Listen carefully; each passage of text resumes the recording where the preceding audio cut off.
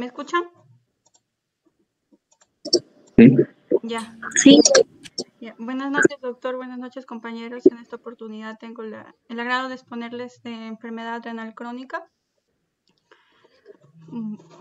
Ya, bueno, la enfermedad renal crónica va a ser un grupo heterogéneo de trastornos. ¿Y por qué se va a caracterizar? Se va a caracterizar por la alteración de la estructura y la función del riñón. Esto es muy importante.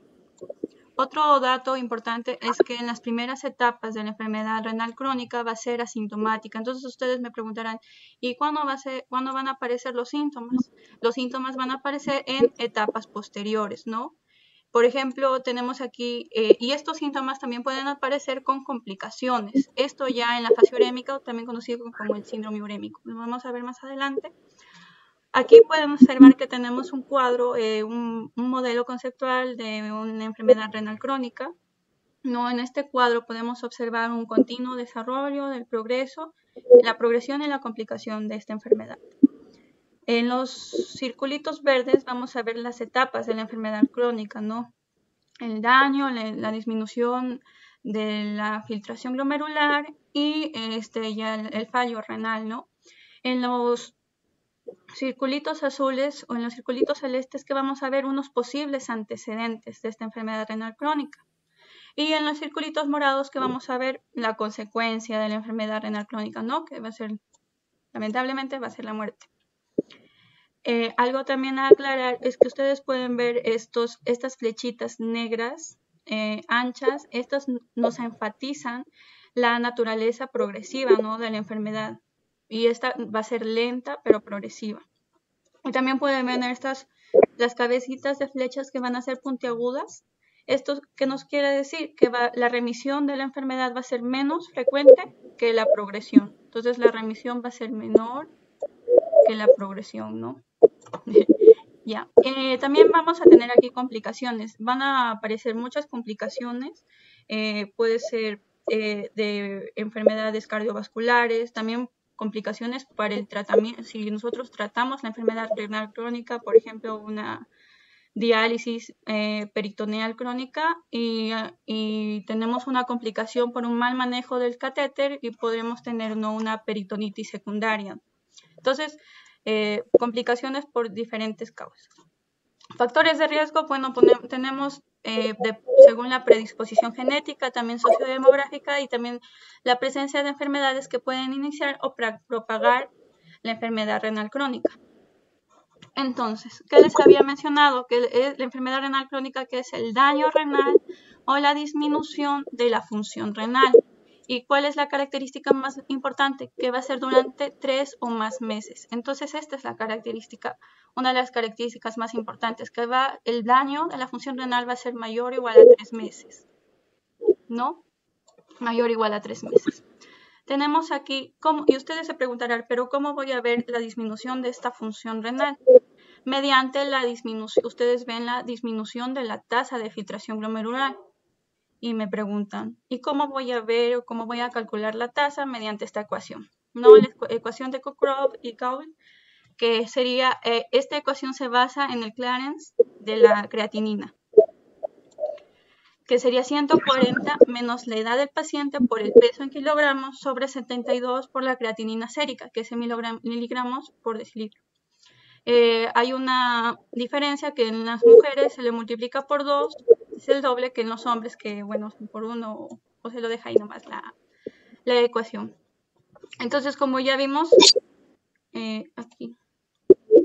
como ya vimos, uno de los criterios más importantes va a ser la duración, que va a ser del daño renal va a ser mayor a 3 meses, ¿no? Y esta va a ser una de las diferencias para la insuficiencia renal aguda. Otro criterio va a ser que la tasa de filtración glomerular va a ser menor a 60 mililitros por minuto por 1.73 metros al cuadrado, más o menos lo vamos a ver más adelante. Y otro de los criterios es el daño renal, un daño renal definido por anomalías estructurales o funcionales distintas a la disminución de la tasa de filtración glomerular. Tenemos acá una serie de estas anomalías o patologías que lo estamos viendo a continuación. Anomalías patológicas. Algo recalcar que una de las causas más principales glomerulares es la diabetes mellitus, que nos va a dar puede causar, ¿no?, una enfermedad renal crónica. Y una de las causas principales vasculares es la hipertensión. ¿Y cuál es más común de la diabetes mellitus y la hipertensión? La diabetes es un poco más común, más o menos a un 33%, y la hipertensión a un 21%, ¿no? Luego tenemos también otras anomalías patológicas como también, ¿no?, una ITU, cálculos, como dijo mi compañera también, una toxicidad por fármacos, fármacos nefrotóxicos como dijo los AINES, antifúngicos como la anfotericina B, aminoglucósidos, las vancomicinas, antivirales como el aciclovir, ¿no? Enfermedades quísticas, aquí tenemos que, es importante también, como ya les mencioné, porque hay unas causas genéticas, entonces esto va a intervenir, ¿no? Historia del trasplante de riñón, se preguntarán por qué, porque además de las anomalías patológicas que por el trasplante, ¿no?, que los riñones nativos, los riñones del paciente, los antiguos, tuvo un daño, ¿no? Y también unas nuevas anomalías como puede ser el rechazo, la nefropatía crónica del injerto y una toxicidad farmacológica también. Algo muy, muy importante es la albuminuria como un marcador de daño renal. La albuminuria va a ser mayor a 30 miligramos por día para que se considere, ¿no?, una albuminuria. Luego tenemos anormalidades en las pruebas de laboratorio. También tenemos en el sedimento de la orina, como los cilindros en glóbulos rojos, también cilindros de glóbulos blancos, cuerpos grasos, células epiteliales tubulares, renales, y anomalías también en la imagen. Mayormente se realiza el estudio de imágenes, la ecografía, y que vamos a ver riñones pequeños y ecogénicos. Pero también vamos a poder ver en otras ocasiones riñones poliquísticos, que estos van a ser más grandes y se pueden palpar, ¿no?, en el examen físico. Ya, ahora vamos a hablar de la fisiopatología. Tenemos acá nuestro rinocito y, como saben, va a haber un daño renal. Un daño renal. ¿A qué nos va a llevar este daño renal? A una lesión cicatricial. Esta lesión crónica cicatrizal va a haber una destrucción progresiva de la unidad funcional del riñón. Y entonces, ¿qué va a hacer? La destrucción de la nefrona. Pero ustedes saben que en el riñón hay millones de nefronas. Entonces, al destruirlas, estas nefronas, va a disminuir el número de estas, ¿no? Va a disminuir el número de las nefronas. Entonces, ¿qué va a pasar? El cuerpo va a desencadenar unas modificaciones intrarrenales hemodinámicas. El cuerpo va a decir, entonces necesitamos compensar porque ya no tenemos, se han ido nuestras nefronas, tenemos que hacer una compensación. Entonces, ¿qué va a hacer? Va a redistribuir el flujo plasmático renal ¿a qué nefronas? A las nefronas restantes, no a las remanentes que son sanas. Entonces, aquí se va a ir todo el volumen plasmático renal de las que ya no están, de las nefronas destruidas.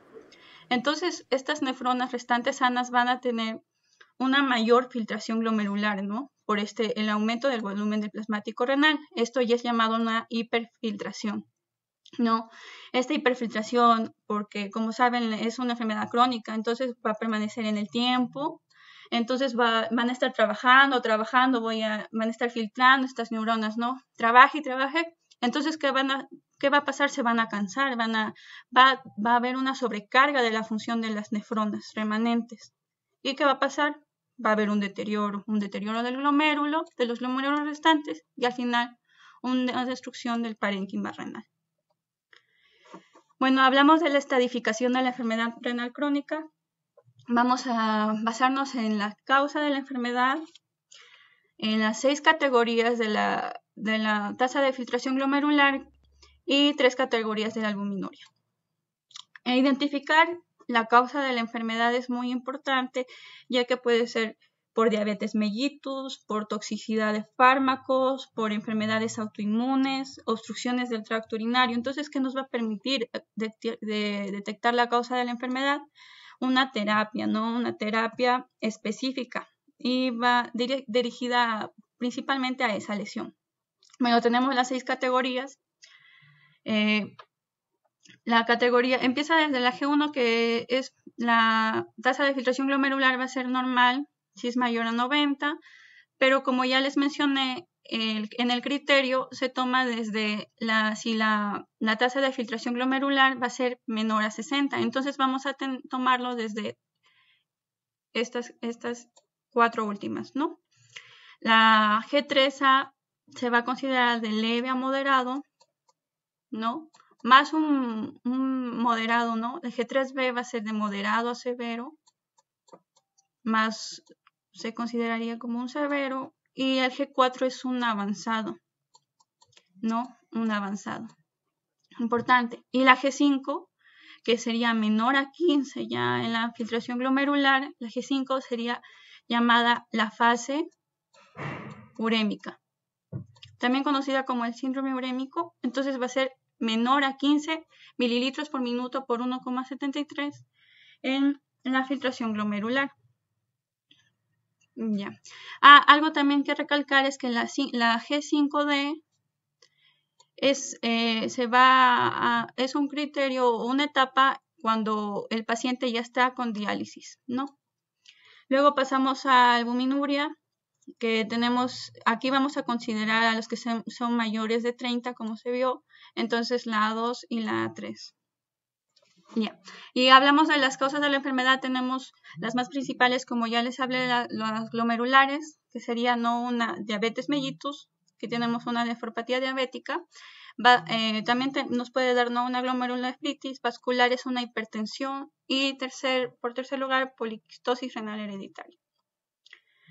Bueno, consecuencias de las causas de la enfermedad renal crónica, tenemos una reducción de la tasa de filtración glomerular. Va a disminuir la producción de la orina, por lo tanto va a aumentar el volumen del líquido extracelular y nos va a dar una sobrecarga del volumen corporal total. Aquí va a intervenir la hipertensión. También va a haber una disminución de la excreción de productos de desecho, como cuáles la urea, las drogas, ¿no?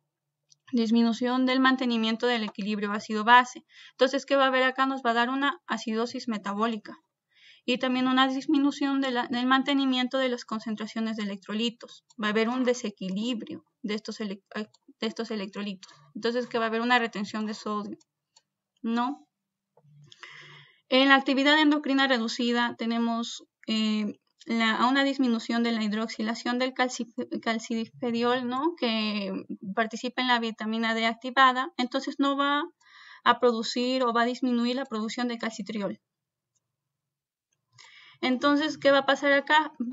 Al no va a haber calcitriol, va a disminuir también la cantidad de calcio y va a aumentar la paratormona, dándonos que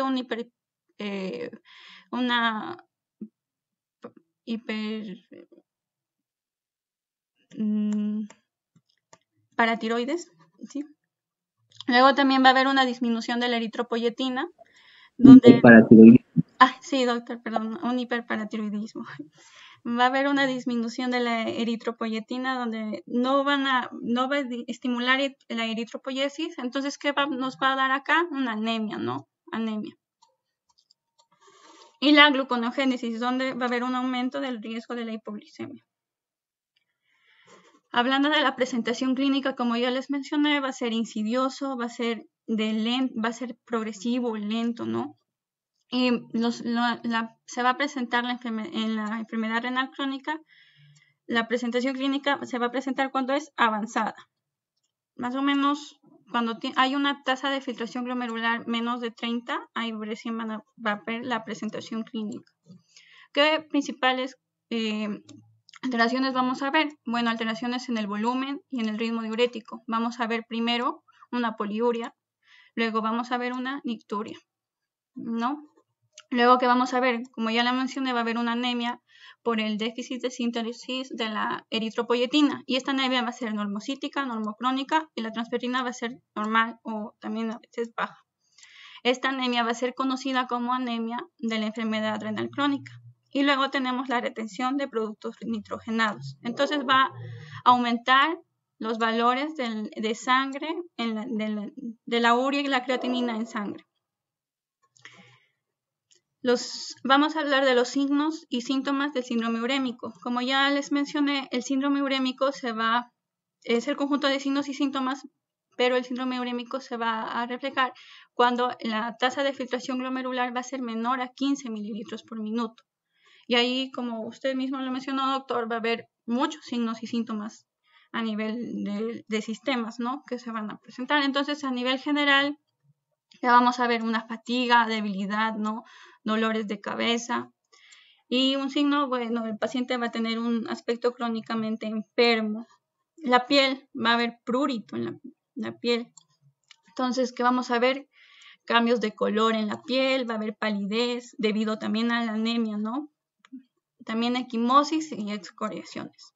A nivel gastrointestinal, anorexia, náuseas, vómito, hipo. Y bueno, podemos ver aquí en el signo que va a ser una hemorragia digestiva. En la boca, como mencionó también nuestra compañera Estefany, va a haber como un gusto metálico. Y bueno, será el fetor urémico característico de amoníaco. Y el olor del aliento parecido a la orina, ¿no? Luego, a nivel pulmonar, taquimia, y también a nivel, en los signos vamos a ver estertores. Cuando hay acidosis metabólica tenemos la respiración de Kussmaul y presencia de derrame pleural, importante.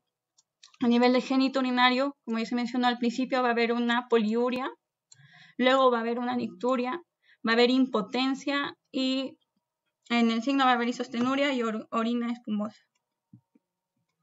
A nivel cardiovascular, vamos a ver disnea de esfuerzo, un dolor retroesternal que se modifica con la respiración.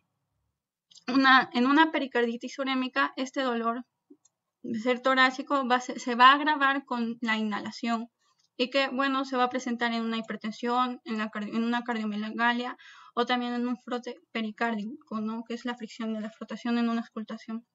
A nivel hematológico va a haber debilidad, pero también, que hemos dicho, anemia, ¿no?, causada por la destrucción de los hematíes. Y también la disfunción de leucocitos. A nivel neuromuscular va a haber parestesia, entumecimiento de las piernas, calambres. El signo va a ser piernas inquietas. Y a nivel neurológico va a haber irritabilidad, disminución del líbido y va a haber asterixis, estupor, mioclonías y signos de encefalopatías como convulsión, somnolencia y a veces puede llegar a ser coma. Ahora, en la evaluación inicial, ¿qué vamos a ver? Vamos a comenzar con aquellos pacientes que puedan que puedan necesitar una diálisis urgente. Entonces vamos a diferenciar del paciente que necesita su diálisis urgente del que ya no. Y esto, como lo vamos a ver, en base a los síntomas o las anomalías del laboratorio que son potencialmente mortales. Entonces, primero vamos a ver, identificar si el paciente necesita una diálisis urgente. Por ejemplo, si el paciente tiene una hiperpotasemia, ¿no?, potencialmente mortal, ¿no?, la hiperpotasemia, como dijo, por daño renal. Si presenta una acidosis metabólica, hay encefalopatías, un edema pulmonar, entonces vamos a remitir al paciente al servicio de urgencias a una evaluación rápida y un posible inicio de diálisis. Y en segundo lugar, si no es que no necesita una diálisis urgente, vamos a determinar la duración de la enfermedad renal crónica, como evaluando su historia clínica, los antecedentes y también preguntando en otros centros de salud. ¿Y cómo vamos a evaluar la duración de esta enfermedad renal crónica? Como ya saben, a través de la disminución de la tasa de filtración glomerular. Luego, una vez ya haciendo la evaluación inicial, y un triaje, vamos a pasar a la evaluación posterior, en donde vamos a identificar la causa. Vamos a hacer el historial, que esta vez ya va a ser un historial dirigido. Vamos a preguntar si la persona tiene una diabetes, si es una diabetes mellitus de larga duración, o que esta diabetes no ha sido tratada, o una hipertensión. Entonces, unos signos característicos de estos es que puede ser una retinopatía diabética o una retinopatía hipertensiva. Estos nos pueden decir que hay una mayor probabilidad de una enfermedad renal crónica.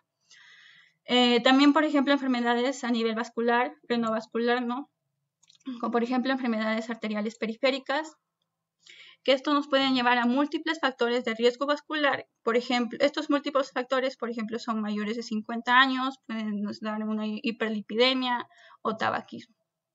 Esto nos puede llevar también a una enfermedad renal crónica.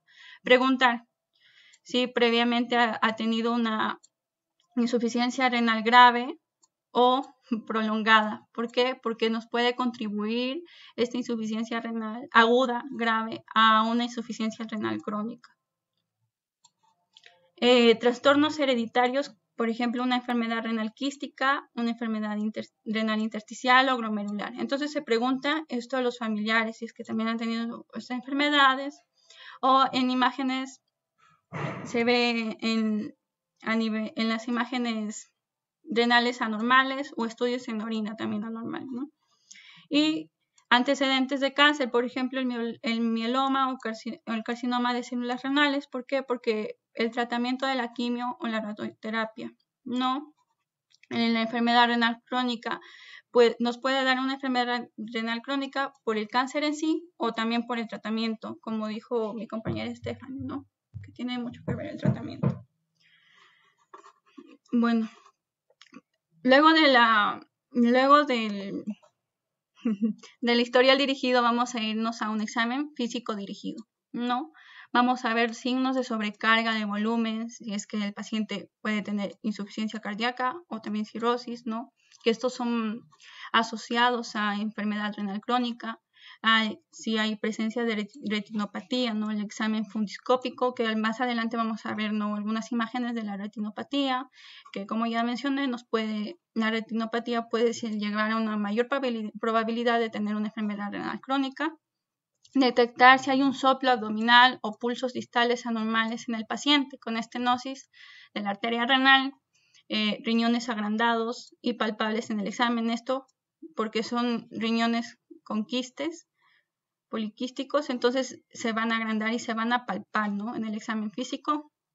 Vamos a ver también erupciones y lesiones cutáneas, por ejemplo, en una vasculitis leucocitoclástica o también la púrpura. Y engrosamiento y enduramiento de la piel. Aquí podemos ver como la presencia de la retinopatía en el examen fundiscópico, ¿no? Tenemos aquí, como pueden ver, las manchitas. Aquí tenemos también, ¿no? El engrosamiento y el endurecimiento de la piel, ¿no? En la imagen A vemos a los dedos difusamente hinchados con una presentación inicial, y en la imagen B tenemos cómo brilla, ¿no? Esto puede decirnos que es el engrosamiento inminente de la piel. Aquí tenemos la vasculitis leucocitoclásica, como se puede observar, y también esta vasculitis que aparece como una púrpura elevada. Finalmente tenemos aquí las pruebas de laboratorio. Vamos a realizar un análisis sanguíneo, en el hemograma completo nos va a salir que es, como ya les mencioné, va a haber una anemia normocítica y normocrónica, ¿no? Entonces va a ser una anemia normocítica o normocrónica. En el panel metabólico va a aumentar la creatinina, va a haber una prueba de nitrógeno, vamos a ver una prueba de nitrógeno ureico en la sangre, va a haber hiperpotasemia, una hiperfosfatemia y una disminución, ¿no? Hipocalcemia. Luego, en la coagulación normal, pero lo que sí va a aumentar el tiempo de sangrado. ¿Qué vamos a ver en los lípidos? Una dislipidemia, no van a aumentar los triglicéridos, pero estos son comunes. En el pH de la sangre, que vamos a ver una acidosis metabólica. En las hormonas, como ya les mencioné, va a aumentar, ¿no? La paratormona, las vitaminas, va a disminuir el calcitriol, y tenemos, ¿no?, la disminución en la función renal, la disminución de la tasa de filtración glomerular y aumento del suero de la cisteína C. Bueno, en análisis de la orina, al hacer la tira reactiva de orina vamos a encontrar proteinuria, hematuria también. Y bueno, si ponemos el examen de mancha de orina de microalbúmina, va a aumentar la relación de albúmina-creatinina, ¿no? Y en una microscopía de orina va a haber sedimentos de orina normal. Y bueno, finalmente hay evaluaciones radiológicas dirigidas, la que normalmente al examen El examen que se hace es la ecografía renal, vemos, ¿no?, el ecodoppler, que es una técnica de imagen de primera línea para la evaluación de la estructura renal. ¿Qué hallazgos patológicos? Vamos a ver quistes, calcificaciones, también la disminución del espesor cortical en los riñones también, y la disminución de la perfusión y disminución de la vascularización. Bueno, pasamos al caso clínico. Es un paciente varón de 58 años, vendedor de abarrotes de procedencia de Bellavista, Jaén, con antecedentes de diagnósticos de diabetes mellitus tipo 2. Esto es hace 10 años, pero tiene un tratamiento irregular con la metformina, no tiene controles médicos y va a acudir tiene un tiempo de enfermedad de 5 días, pero o sea, él se va porque presenta hinchazón en todo el cuerpo, ¿no? Incluida en la cara, en las palmas de las manos. Posteriormente se va a agregar náuseas, vómitos, astenia, disnea a medianos esfuerzos. También dice, refiere oliguria, una orina de más o menos 500 centímetros cúbicos en 24 horas. Un día antes del ingreso sus familiares lo notan confuso y posteriormente presenta una pérdida súbita de nivel de conciencia, por lo que es llevado, ¿no?, de emergencia al Hospital Regional de Cajamarca. Bueno, tiene un peso de 59 kilogramos, sus signos vitales, ¿no?, la presión arterial de 130/80, en la piel, y vamos a ver que la piel es terrosa, tiene una palidez, ¿no?, de 1 de 3, edema generalizado, periorbitario, signo de Godet y mucosas deshidratadas. En el aparato respiratorio, una respiración polipneica, taquipnea también, taquineica. Vamos a ver que tiene un murmullo vesicular y va a pasar en ambos campos pulmonares y disminuidos en ambas bases. Bueno, en el aparato cardiovascular, los ruidos cardíacos van a ser regulares, rítmicos, de intensidad conservada, y no se van a ocultar soplos, no se ocultan soplos. Bueno, en el abdomen va a estar distendido, semiglobuloso, va a haber ruidos hidroaéreos conservados y matidez en la percusión, ¿no? Va a ser blando, depresible y no doloroso. Y en signos neurológicos el paciente va a estar somnoliento, ¿no?, orientado en tiempo y persona y desorientado en lugar y tiempo. Reflejos sociotendinosos, 2 de 4. El hemograma, en el hemograma que vamos a tener, el hemoglobina de 9.8, leucocitos 9.800, pero aquí tenemos en la urea 98 y la creatinina de 3.4. Bueno, voy a avanzar más. En la histoscopía tiene un aspecto claro y espumoso. Bueno, las preguntas propuestas es: ¿cuáles serían los diagnósticos del paciente? Primero sería una diabetes mellitus tipo 2 por antecedentes, y en segundo una enfermedad renal crónica reagudizada, ¿no? Luego tenemos, ¿no?, encefalopatía probable por etiología urémica, efusión pleural bilateral, acidosis metabólica. Claro, porque tenemos un pH de 7.28, hipercalemia con cambios en el electrocardiograma y anemia leve por enfermedad crónica. Y ya, como les enseñé, ¿no?, según la ecuación de Cockcroft-Gaul, ¿cuál sería la depuración de creatinina en mililitros por minuto? Como saben, ¿no?, el CLARES de la creatinina sería, ¿no?, 140 menos la edad, que del paciente sería el peso, 140 menos 58 años por el peso, que es 59, por 72 por la creatinina, que es 3.4, y nos va a salir, ¿no?, un 19.76 de mililitros por minuto. Entonces, según dicha depuración, ¿cuál sería el estadio de la enfermedad renal del paciente? Como se acuerdan del cuadrito de la filtración de la tasa de filtración glomerular, sería un estadio 4, porque si es un estadio 5 es menor de 15, ¿no? El estadio 4. ¿Cuál sería la probable etiología de la enfermedad renal crónica en el paciente? Una diabetes mellitus. Gracias.